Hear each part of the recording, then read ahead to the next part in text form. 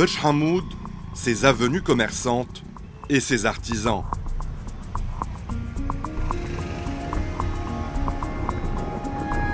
C'est au deuxième étage de cet immeuble situé au cœur de la petite Arménie que Peter a installé son atelier il y a bientôt 43 ans. Un lieu atypique qui renferme et protège en savoir-faire séculaire la fabrication de pipes.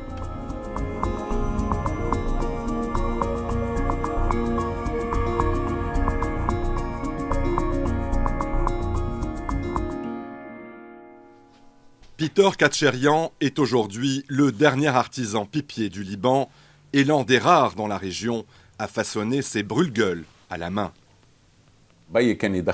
J'étais jeune, mon père fumait.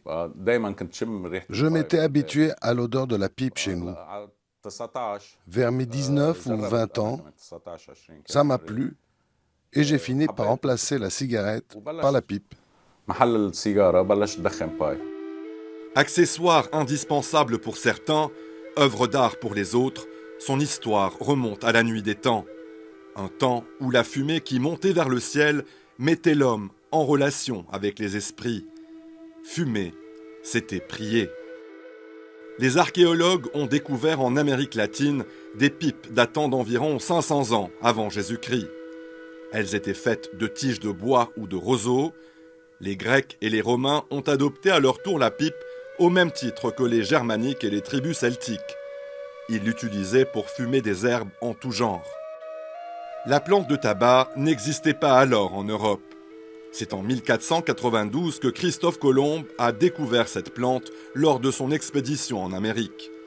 Et c'est à peu près à la même période que l'on a recensé les premières fabrications de pipes à tabac dans certaines parties du monde.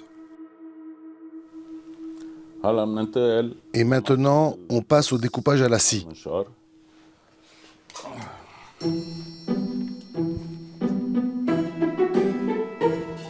La première étape de fabrication de la pipe consiste à réaliser une ébauche avec du bois de bruyère, un matériau qui résiste aux hivers rigoureux, qui supporte la chauffe et ne détériore pas le goût du tabac.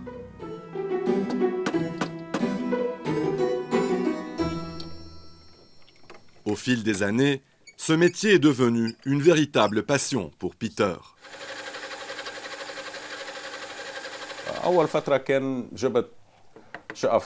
Au début, j'ai ramené des morceaux de bois ordinaires. J'ai fait des tests, j'ai expérimenté et j'ai aimé. Puis, j'ai fait mes recherches pour savoir quels matériaux étaient utilisés. Ces produits-là n'existent pas au Liban. Tout est importé de plusieurs pays. Je suis doué pour le dessin. J'ai mes propres créations.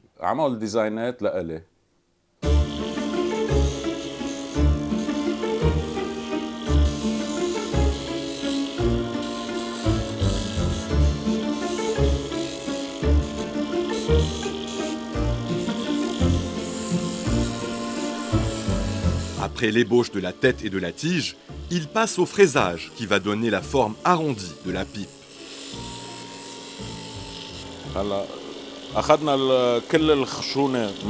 Nous avons enlevé la texture rugueuse pour pouvoir tailler la pipe.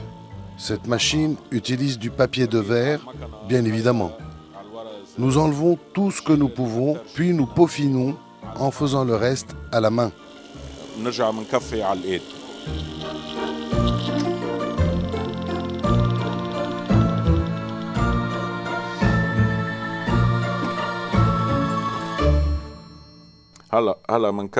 Et maintenant, on va reprendre le processus d'adoucissement. Une partie sera douce, tandis que l'autre va rester rugueuse, comme vous le voyez. La nervure du bois a du relief ici.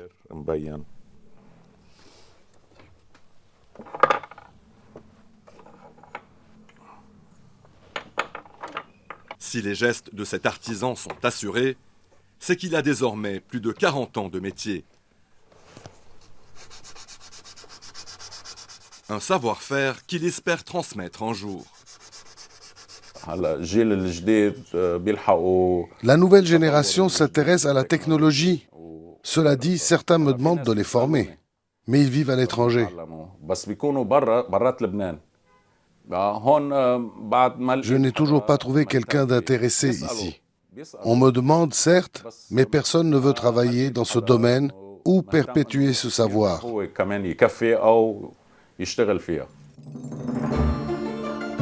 Après le façonnage, Peter détermine la qualité de la pipe en fonction du veinage du bois et des motifs révélés lors des étapes précédentes.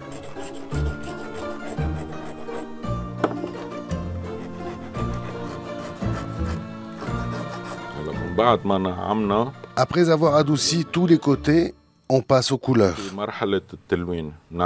On en choisit une.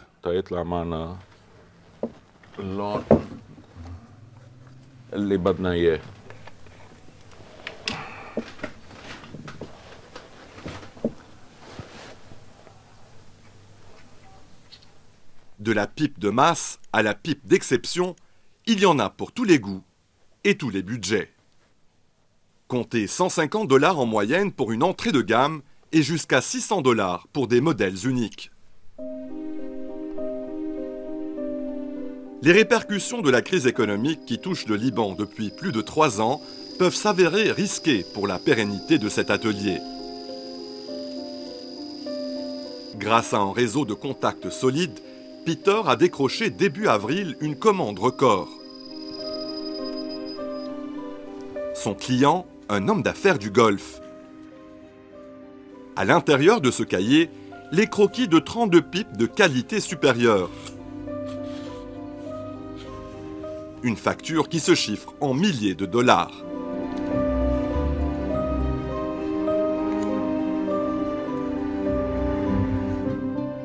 Plus qu'un simple objet, la pipe est un art de vivre.